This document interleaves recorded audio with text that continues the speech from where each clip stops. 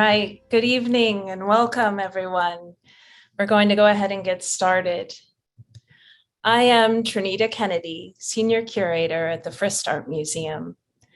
Thank you for joining me today for the lecture Bologna Redux, a fresh look at the beginnings of legal manuscript illumination, presented by Susan Lengel. Closed captioning is available. You can turn live captioning on or off by using the controls at the bottom of your screen. The Frist Art Museum sits on land the Cherokee and Shawnee Native peoples, elders, and their ancestors call their homeland. We acknowledge and pay respect to them and offer deep gratitude and respect to the land and water that support us. Tonight's lecture is presented in conjunction with the exhibition Medieval Bologna, Art for a University City, on view in the Frist upper level galleries through January 30th. We hope you can see it before it closes. Organized by the Frist Art Museum, it is the first exhibition in the United States to focus on the art of the northern Italian city of Bologna between the years 1200 and 1400. It brings together works from 25 American collections, plus the Museo Civico Medievale, Bologna's renowned medieval museum. Tonight's lecture also serves as the keynote for the Andrew LADIS Memorial TRECENTO Conference, a biennial meeting for specialists and students of 14th century Italian art. The conference pays homage to Andrew LADIS, who was a leading expert on late medieval and early Renaissance painting, a beloved colleague, and an inspiring professor who taught at Vanderbilt University here in Nashville and the University of Georgia in Athens during his career. The Frist Art Museum is pleased to host this important academic event. We had hoped to be able to hold it in person in our auditorium, but circumstances have made it necessary to meet on Zoom. I look forward to spending Friday and Saturday with the conference participants who are logging in from all around the world. We are honored to have Susan Lengel give this lecture tonight. She is a distinguished scholar of medieval manuscripts and an innovative thinker. She holds a PhD in art history from New York University's Institute of Fine Arts, where she wrote a dissertation entitled The Illumination of Legal Manuscripts in Bologna, 1250 to 1350, Production and Iconography. Together with Robert Gibbs, Dr. Lengel was co-curator of the 2001 exhibition Illuminating the Law, Medieval Legal Manuscripts in Cambridge Collections at the Fitzwilliam Museum in Cambridge, England, and the co-author of its excellent catalogue. She frequently publishes her research in exhibition catalogues, articles, and essays, and is currently writing a book on legal manuscripts. After working at the Pierpont Morgan Library and Museum in New York and the J. Paul Getty Museum in Los Angeles, Dr. Lengel taught at St. Louis University and served as assistant director of the Vatican Film Library from 2002 to 2017. She is now Professor Emerita. Since 2007, she has been the editor of Manuscripts on My Mind, a quarterly newsletter that serves as a hub for all things related to the study of medieval manuscripts. She invites anyone who would like to receive this newsletter to send her an email, and I will share her address in the chat after I finish speaking. I've long admired Susan's work and was thrilled when she accepted my invitation to contribute to the Medieval Bologna catalog.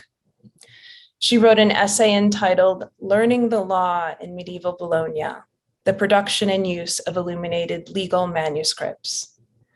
She is also a lender to our exhibition.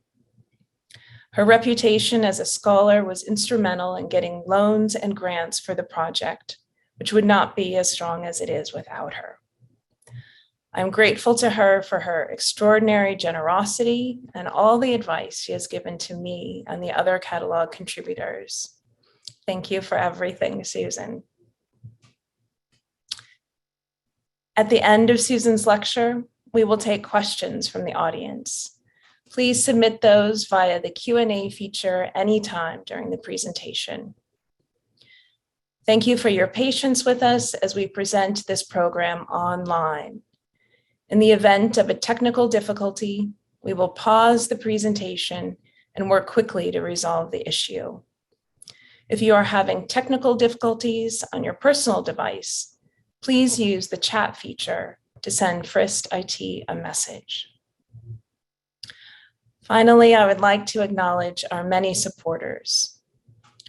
For operating support, we are grateful to the Frist Foundation, Metro Arts Commission, the Tennessee Arts Commission, and the National Endowment for the Arts. For the Medieval Bologna exhibition, we thank the Anne and Joe Russell family, the National Endowment for the Arts, the Samuel H. Kress Foundation, the Robert Lehman Foundation, and the Frist Art Museum Picasso Circle members. For the catalog, we thank the Gladys Kriebel Delmas Foundation, and furthermore, a program of the J.M. Kaplan Fund.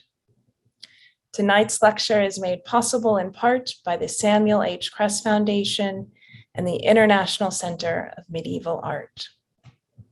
It is now my pleasure to turn it over to Susan. Please join me in welcoming her.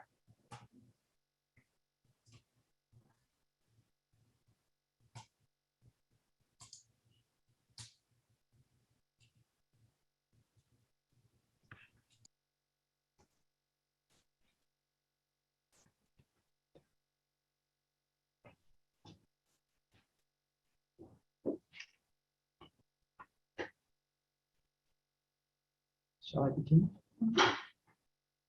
Thank you for that nice introduction, Trinita.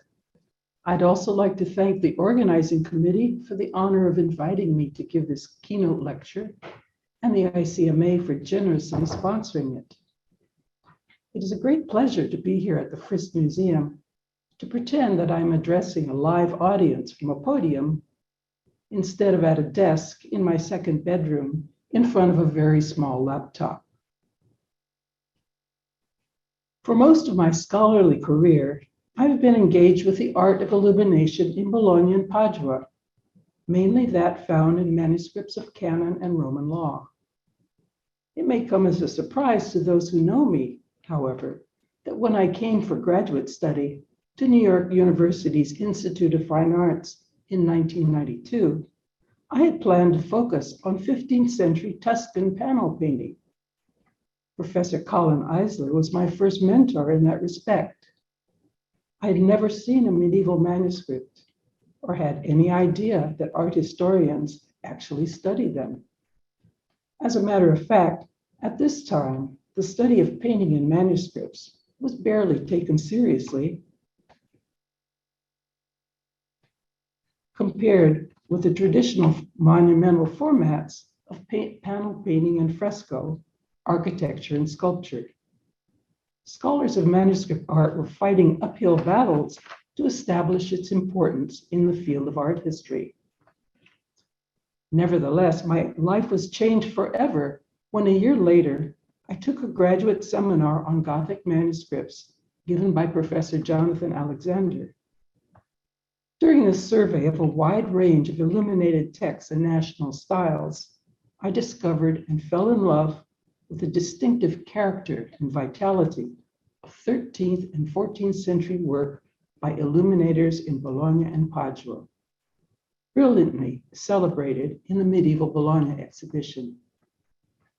This would lead me to pursue serious research in under-investigated areas: manuscripts as an art historical medium, Italian manuscripts as opposed to Northern European examples, especially French, and finally, of manuscripts of Roman and canon law, generally examined solely for their textual content.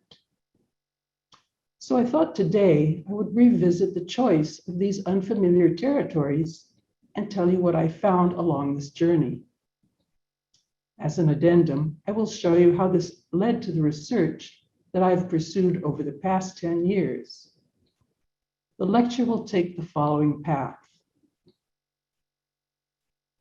First, I will give a brief introduction to manuscripts.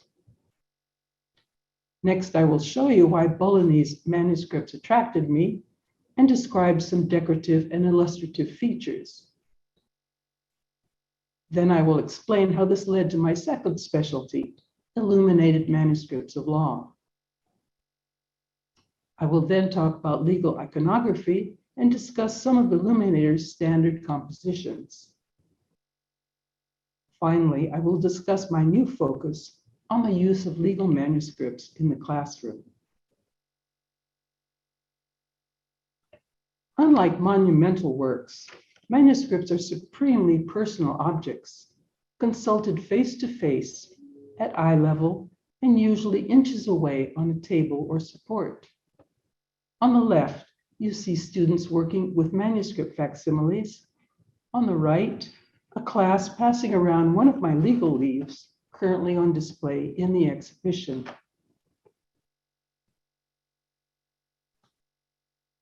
Contrasting with paintings or sculpture, manuscripts need to be handled, touched, lifted, their leaves turned, and many features scrutinized under magnification. Their size can range from tiny books of hours that may be kept in a pocket or dangle from a belt, to huge choir books that require large stands or supports. Legal manuscripts are also very large, often measuring over 16 inches or 400 millimeters in height. Up through the 16th century, the support for manuscripts was usually animal skins, goat, sheep, or calf, goat predominant in Italy and Greece. We express the length of a manuscript in folios, that is, leaves comprising 2 pages, front and back, called technically recto and verso, as you see for this individual leaf.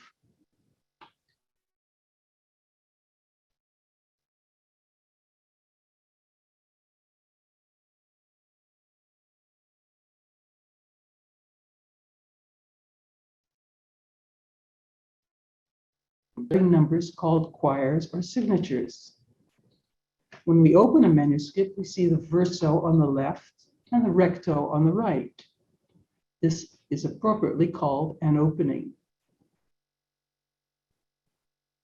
My own MS5, catalog number 1 in the exhibition, is a fragmentary legal bifolium used to strengthen the later binding of another manuscript or printed book. Its ink articulation, delicate penwork, and various pre-accursian glosses testify to production in Bologna around 1230. It is the pride of my collection because its 4 pages are replete with student drawings. Manuscripts are usually foliated, that is, counted by leaf rather than page, with a number placed on the recto. In this book of ours, opening of folio 79 verso and 80 recto, the larger illuminated initial falls on 80 recto. It is important to consider each manuscript's physical features, called codicology, as they may differ according to time period, region, and class of text. This includes page layout, the number of columns, and graphic elements that facilitate the readability of the text, called text articulation. Each text has a format of its own according to its type and usage: religious, medical, prose or poetry, or scholarly, and each is written in a particular script according to current regional customs. University textbook scripts are usually the most legible, like this famous Bolognese Littera Bolognensis with its rounded letters. But readers' marginal comments are typically written in a personal cursive, which can often be difficult to decipher and I personally find them challenging.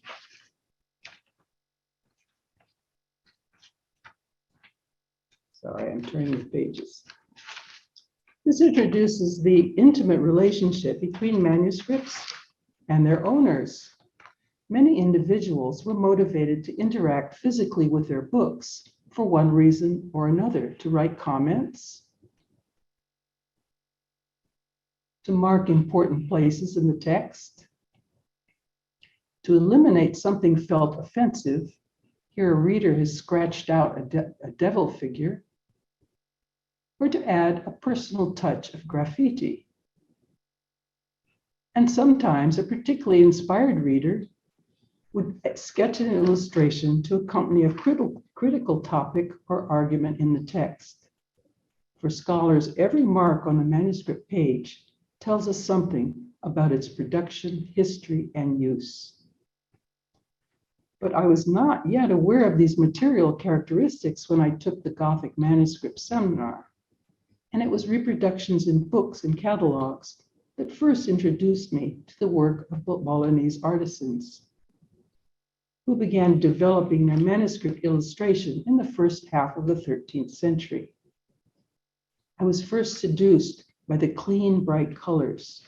Just look at the ravishing Bolognese orange, red, and dense, lush blue, utilizing costly pigments such as vermilion and ultramarine, and by the profuse secondary decoration that rambled up, down, and across text columns. Backgrounds to miniature paintings were either executed in dark blues, gleaming gold leaf, or with a range of patterned surfaces. I learned of the curious coexistence of two artistic styles in Bologna in the second half of the 13th century.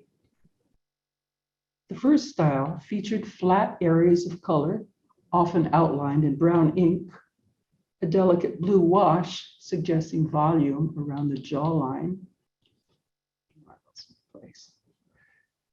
along the jawline and eye sockets. In great contrast, artists working in a second style incorporated elements from contemporary Byzantine illumination, modeling figures and objects with softly graded tones, simulating a third dimension. These two concurrent miniatures illustrating the same theme emphasize the differences between the styles. Both were appreciated by patrons and often used in the same manuscripts, illustrating the diversity of preferences for art at this time. I discovered that Bolognese illuminators gradually expanded their ornamental vocabulary in wild and wonderful ways, particularly in the margins.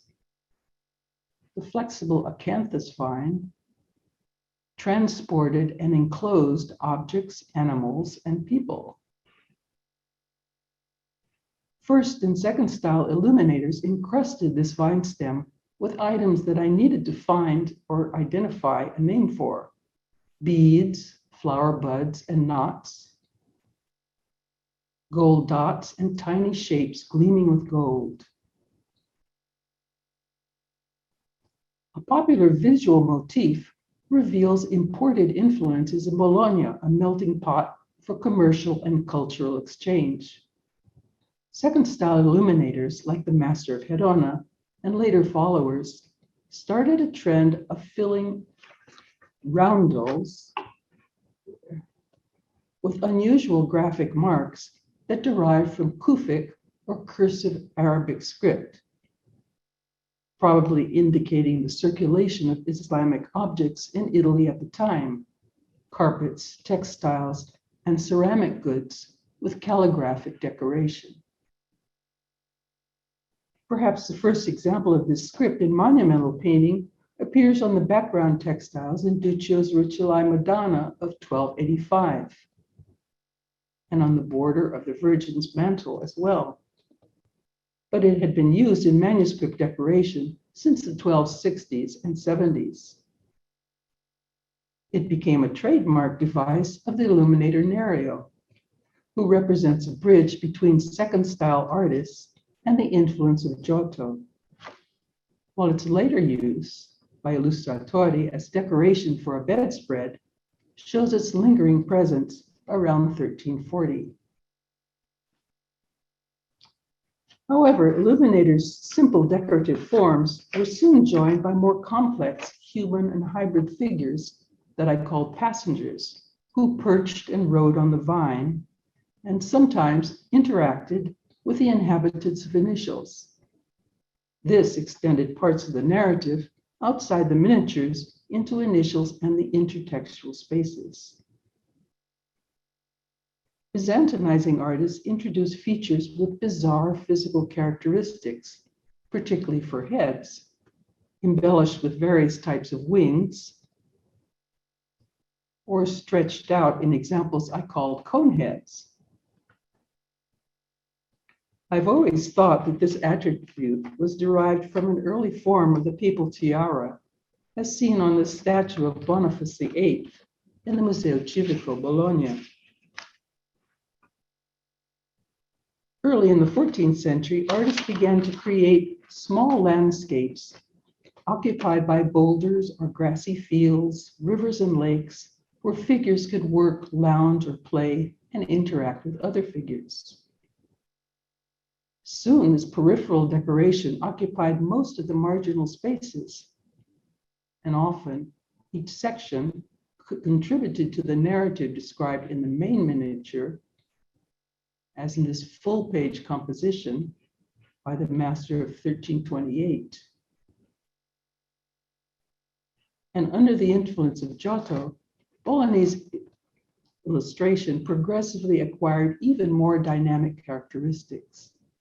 I was charmed by the Illuminator's stocky, tubular figures, their intent, interactive gazes, and their often twisted hands and feet. Their French counterparts seemed fragile and unconvincing. I was captivated with Bologna for life. However, I soon realized that this passion opened a giant can of worms.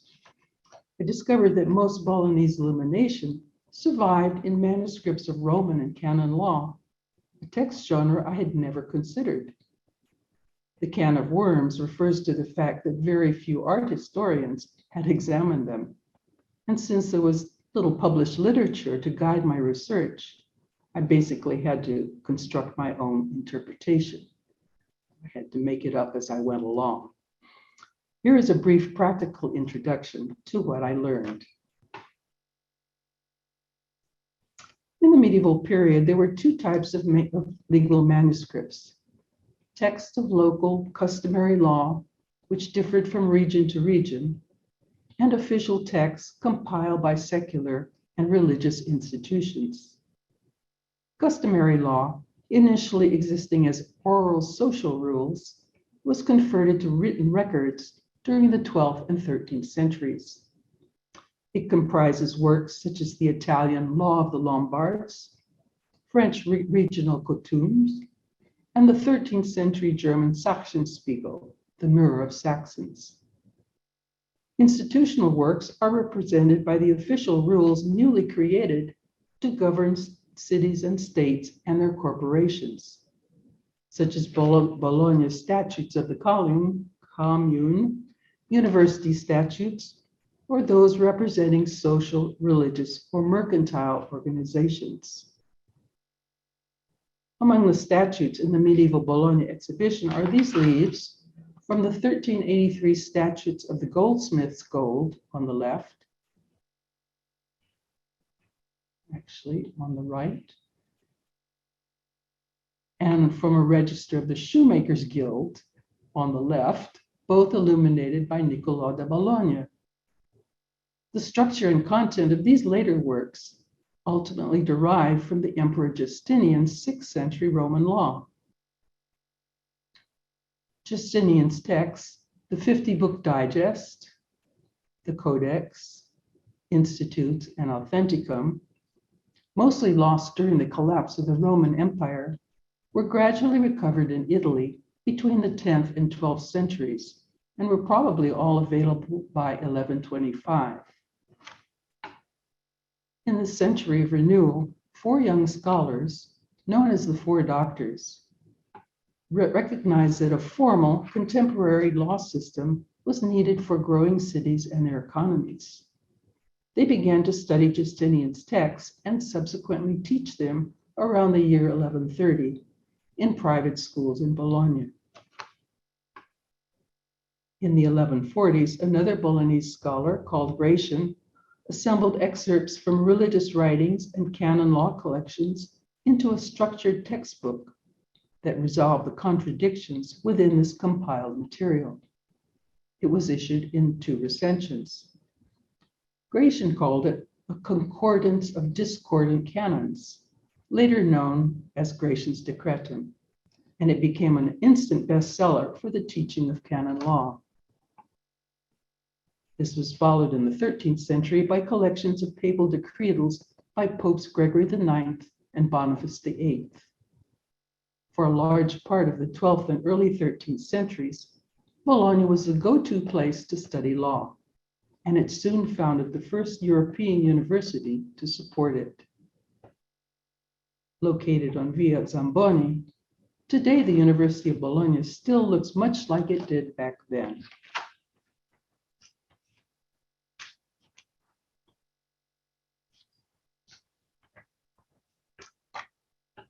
As I learned about legal manuscripts, I was also investigating how Bolognese artists coped with the task of producing them. The growing market for legal textbooks increased job opportunities for a variety of professionals. Initially, they faced various technical challenges: lengthy new texts, the unfamiliar language of law, and the need to create a distinct visual profile for legal illustration.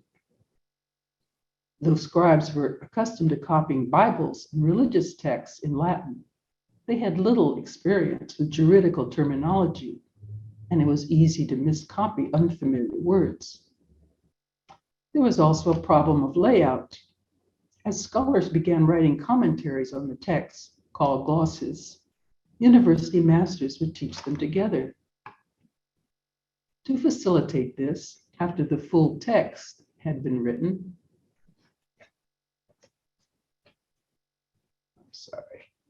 a second scribe would copy the gloss around the text columns, trying to situate each segment close to the text it explained.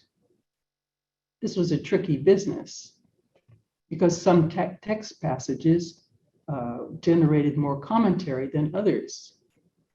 In addition, for some reason, scribes in Bologna prided themselves on producing perfectly symmetrical openings with the turning of each page, as you see on these 2 successive openings. Often the gloss scribe had to work miracles to manipulate the gloss to make it fit correctly around the text. Quite rightly, this individual was usually paid more than the text scribe, and very often this job was executed by women, perhaps because they had more patience with this finicky task. The production of legal manuscripts also represented a large investment of time and materials. Like the Bible, which would take 2 or 3 years to copy, legal manuscripts were usually very long, and an illustrated manuscript represented a longer waiting period for the customer.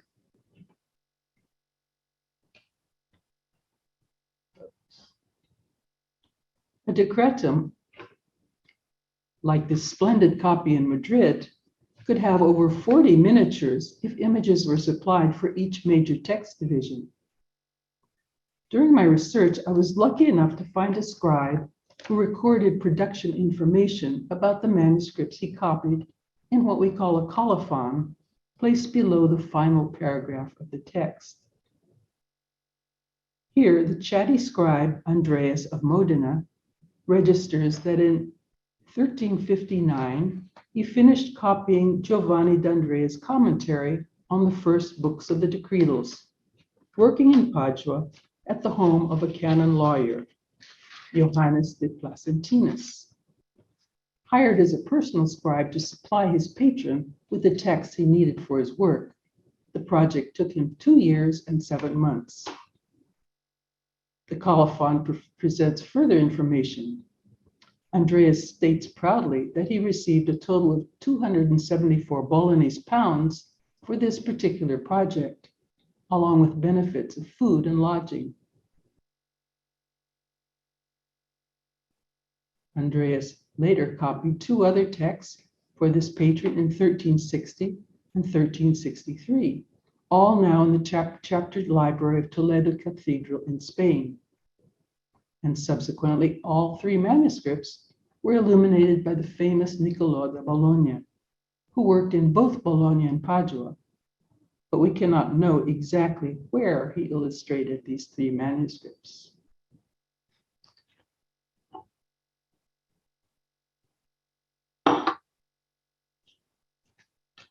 This brings us to the illustration of legal manuscripts, and here illuminators faced a more complicated learning curve than the scribes. The history of illumination in Bologna can easily be grasped by examining the Bibles and law manuscripts produced over the 13th century. Artists first devised standard images for the Bible, usually providing a picture for each book. The book of Genesis is often given a splendid composition. Here in the Getty's Special Abbey Bible, representing scenes of the creation in small medallions alongside the left column, and adding two scenes from the life of Christ in the larger medallions. Most pictures were derived from dramatic episodes in the text, such as Job being struck by boils, and Jonah being cast off the sinking ship or swallowed by the whale. Soon, all illuminators' workshops had lists or sketches of the appropriate image to accompany each book of the Bible.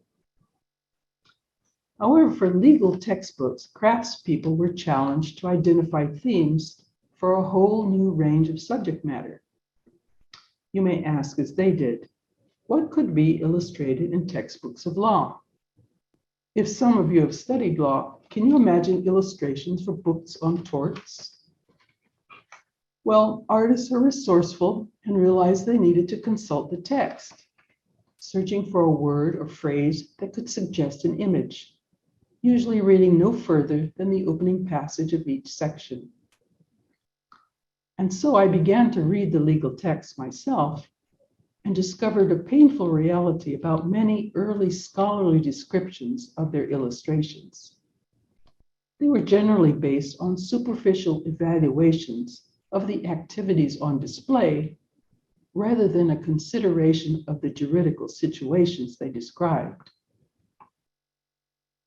Take this well-known and often reproduced illustration made around 1335 by the master of 1328 for book 24 in the splendid Torino di Gestum Vetus. It is filled with tangible details that reference everyday objects in use at the time. A tablecloth with woven blue bands in the Italian style called tela nostrale, a picture of 14th century design, and a baby's cradle that probably copies a current model. Alessandro Conti described it as married life, and Patrick de Winter observed, quote, "While helping her husband dress, the wife casts a concerned glance towards the three children behind her," end quote. However, on reading the title and opening paragraph for these two 13th century images, another story is revealed. Book 24 opens with the title, "On Gifts Between Husband and Wife." This is followed by a decree by the early Roman lawyer Ulpian, and I paraphrase, "We rule that gifts between husband and wife are not valid to prevent people from going bankrupt by giving gifts they cannot afford."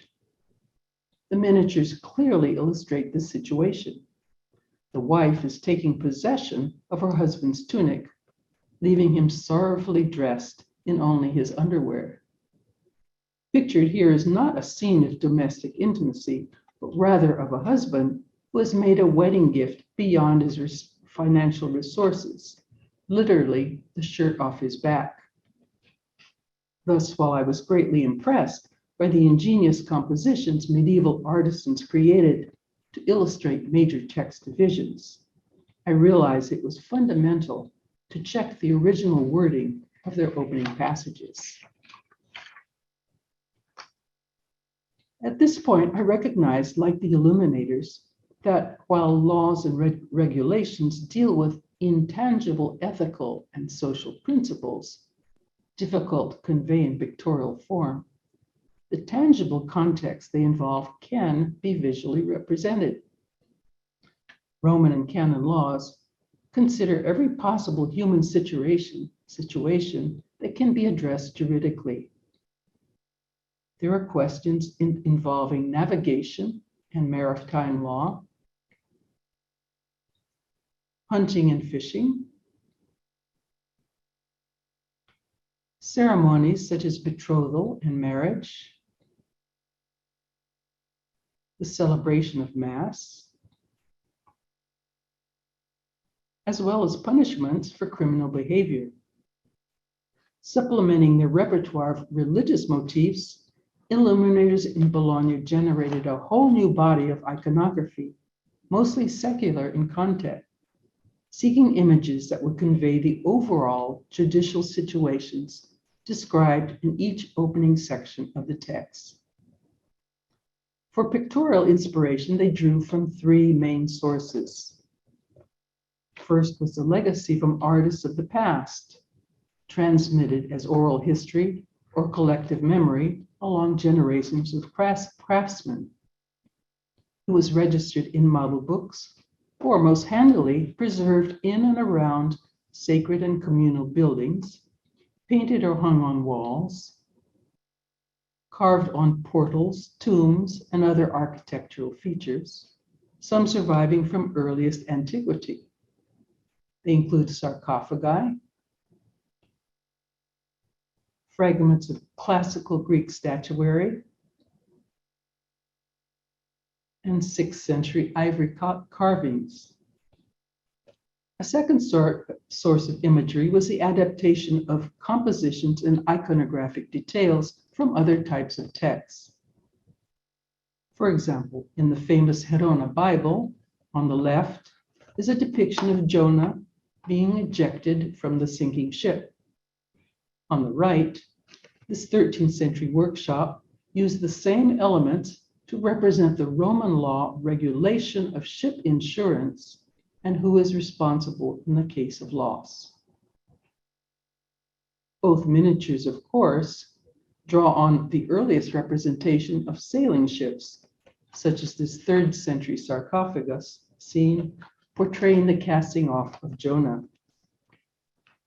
And finally, the last source, particularly important for Bologna and Padua, was the appropriation of contemporaneous images from other media. In particular, Giotto's frescoes in the Arena Chapel in Padua. We know this work had an explosive impact on painting and also illumination throughout the 14th century, and particularly on compositions used in legal manuscripts. The illuminator Nerio, dead by 1320, was one of the first to incorporate the more solid style of Giotto's figures, placing them in multi-dimensional scenes, charmingly distorting their limbs, and often exaggerating the extension of their bodies. 20 years later, Illustratori continues the tradition of deforming figures, particularly legs and feet, and also directly references the Arena Chapel frescoes. In this miniature, portraying a dying man making his last will, he clearly copies setting, organization, pictorial details, and gestures from Giotto's Birth of the Virgin, down to the striped blanket on the bed. Combining historical and contemporary resources, illuminators soon created prototypes to represent the themes of each legal chapter or book, which remained in force for the next 2 centuries. The earliest compositions presented simple figure arrangements, usually an authority figure accompanied by attendants. But beginning in the late 13th century, miniatures expanded to allow more interaction among characters. Wealthy patrons, students, and lawyers began to demand larger and more complex pictures that represented a concept symbolically or provided a more explicit interpretation of a particular legal situation. I was personally more attracted to laws that regulated secular life, so I focused mainly on Roman law manuscripts. One of the first pictorial themes that engaged me was artists' visual exploration of the natural world to illustrate the many laws relating to ownership of land and its products, and who has the right to use them. The opening section in Justinian's Institutes, Book 2, Title 1, on the classification of things, discusses the things in nature that are free to all: air, water, and surrounding shores. By extension, this includes wild animals, birds, and fish, which belong to whoever catches them, and thus involves hunting and fishing rights. Most pictures feature open-air activities, as you see depicted in both miniatures here. Hunters with horns following dogs that pursue deer or rabbits, fishermen beside a pool, and hunters shooting arrows at birds or catching them in traps. Hunting equipment is often so accurately depicted that you can see how it works. Note the crossbow at left and the bird trap on the right. You can also identify animal species like the magpie in both miniatures. Robert Gibbs pointed out in a 1997 essay that beginning in the 13th century, legal manuscripts were fundamental to the development of landscape painting in Bologna, as these examples make clear. More rural motifs can be found in illustrations to books 7 and 8 of the Digestum Vetus, dealing with farming and agriculture. Book 7 discusses the theme of usufruct, the right to use and benefit from the products of things belonging to another person without damaging them. On the left, the miniature summarizes the topic with the harvesting of apples. A standing figure on the left uses a stick to remove the fruit, while the worker in red picks apples to fill a basket held by a colleague. On the right, a slightly later composition adds the milking of sheep to the apple harvest. 40 years later, the master of 1328 utilizes every possible space to represent the usufruct of milk and fruit. A seated woman milks a black sheep as another worker steadies its head. At upper right is a more organized apple harvesting scene. Below begins a sequence on the process of winemaking. Here, picking the grapes. In the initial, a worker transports them in a basket, and at lower left, another treads the grapes. Later illuminators compressed this scene into smaller compositions. In another medium, a contemporary fresco by Ambrogio Lorenzetti presents an overview of the importance of land, crops, and natural resources in the medieval economy, confirming the significance of the manuscript images.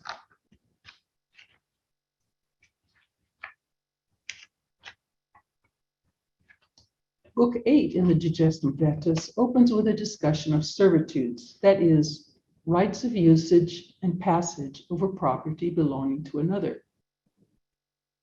It is usually illustrated with scenes of drawing water from a well or people traveling to have access to water. This more detailed miniature by the master of 1328 depicts many activities utilizing water from a flowing river regulated by the two jurists at center. In the background, a figure leaves with a full bucket of water. At center, a man drives sheep and cows towards the river to drink. At lower left, a young man takes water from the river and fills an old man's bowl as another young man drinks from a vase.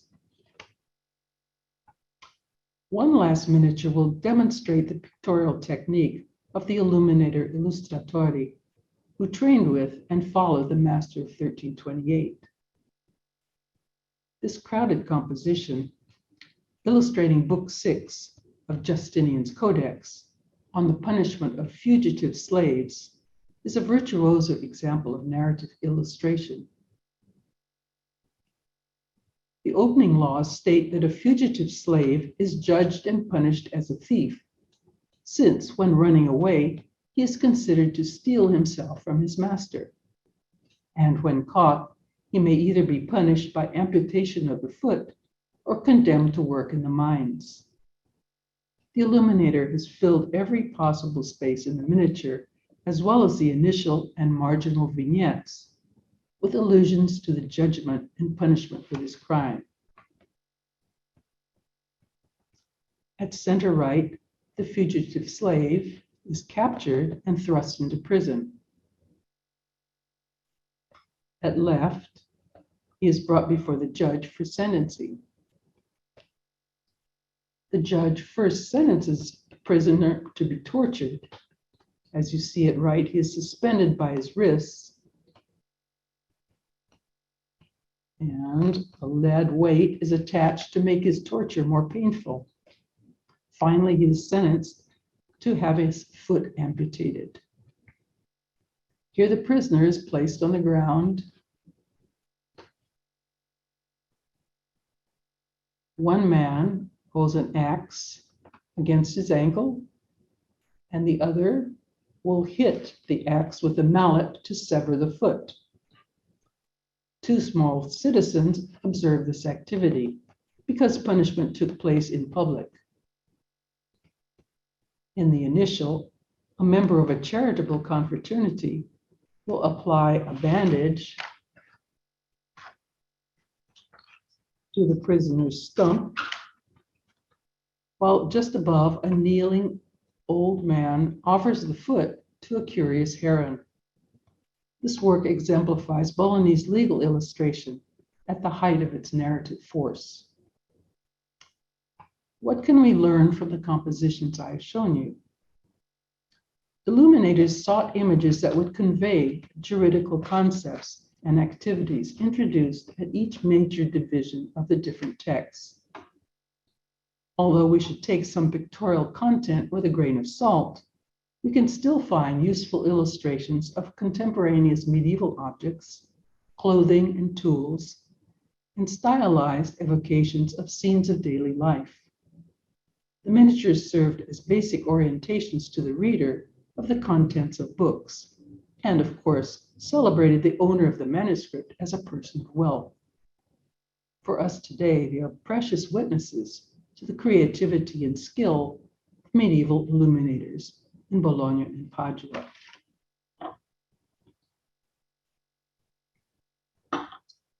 Where have I gone from here? To close this lecture, I would like to give you a short introduction to my current research. It involves signage produced by students and masters during the process of teaching and learning law, mostly present in 12th and early 13th century manuscripts with no painted decoration. Learning this difficult discipline demanded rigorous study habits. Students were required to quickly locate important passages in their textbooks and memorize their opening words. How could they facilitate the process?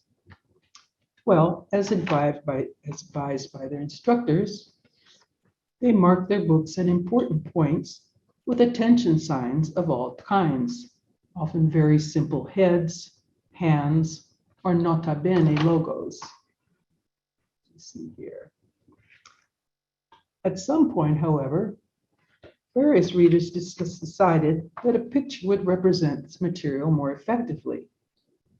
The text referent images they devised are the subject of my present focus. And I found that all the volumes of canon and Roman law present evidence of this activity. Since my main interest was in Roman law, I decided to concentrate my investigations to its most important text, the Digestum Vetus, of which I had so far cataloged over 100 medieval copies with thousands of reader drawings, many at the same text locations. Unlike the painted miniatures I've been showing you, which summarize topics and book divisions, these reader pictures interpret critical passages throughout the text that describe legal concepts, processes, and situations. Some manuscripts appear to be annotated by a single reader, while others show input by a series of individual hands. The readers also manifest a wide variety of artistic skills. The readers also manifest a wide variety of artistic skills. Various present a graceful sense of line, as you see in these pictures. Others are less competent, but produce recognizable subjects. I'm considering the drawings from two main standpoints. First, I've recorded all noted Digestum Vetus text locations in a database and the number of manuscripts in which each is marked, as well as the form of annotation, sign, or picture. Statistically, the most frequently marked text locations and their subject matter have serious implications for the history of medieval law, as they are witness to what were considered the most important legal issues within their time period and geographical location.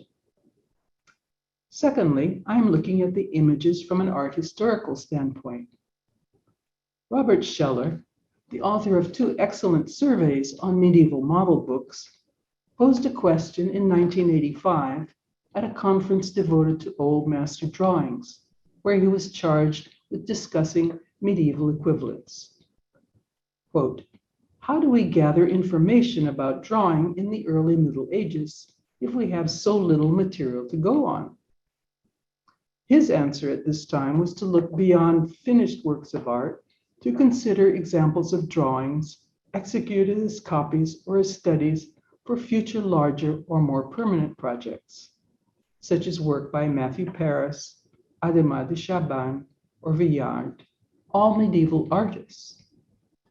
As I see it, however, the reader drawings represent an untapped and uncatalogued resource that offers visual interpretations of topics rarely, if ever, depicted, and which deserve at least a survey comparable to Lillian Randall's images in the margins of Gothic manuscripts, published in 1966. In addition, they originate from the hands of an entirely improbable creative source, medieval students and lawyers, which needs to be explained within a credible framework. Some manuscripts have relatively few pictures, but 25 have over 100 and 3 over 500. Here are a couple of specific examples. One reader invented an amazingly literal illustration for the phrase, "A person's rank is not lowered by adoption, but is raised." He drew a crowned figure with widespread legs who hooks his hands beneath his thighs and prepares to raise himself.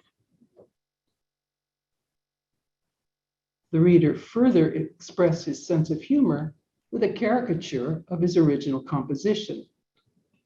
Lower down in the margin, he executed in the same hand, a hairy monster performs the same lifting operation. A particularly fertile text location was Book 9, Title 2 of the Digestum Vetus, representing the Lex Aquilia on rules of liability for damages caused by unlawful physical acts. At Book 9, Title 2, Paragraph 5, Statement 3, we find a case where a shoemaker struck his apprentice with a shoe form because he was displeased with his work. It used so much force that the boy's eye was knocked out. Marked in 34 manuscripts, here are some of the reader's sketches to illustrate this sad event, most of which feature the shoe form. The drawings have barely been noticed by legal historians, and when seen, have been attributed to scribal doodles. With their limited artistic experience, many readers managed to visually express the laws and juridical situations that needed to be at the tip of their tongues in the classroom and in court. Taken as a whole, the range of pictures sum up the contents of Justinian's Roman law and are a stronger witness to it than the often grand and glorious miniatures furnished by centuries of illuminators. This material has opened for me a whole new world of investigation and conjecture. Thank you for listening.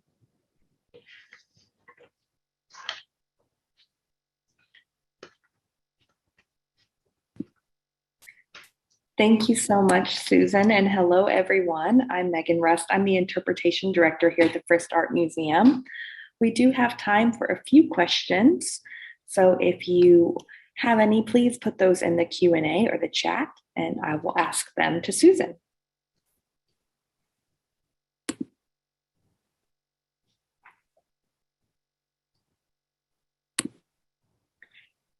Lots of applause and thanks to you, Susan.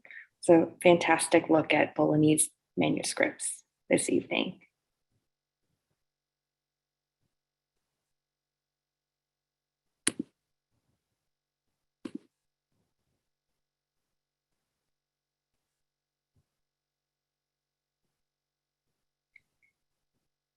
Let's see here. We have a question in our Q&A from Carol.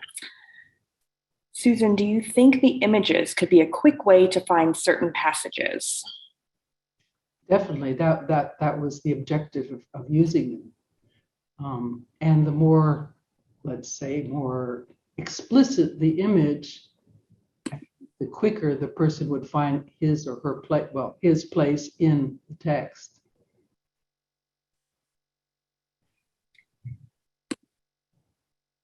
Thank you. Another comment in the chat about the student drawings, which I also find really fascinating. Let's see where my question went.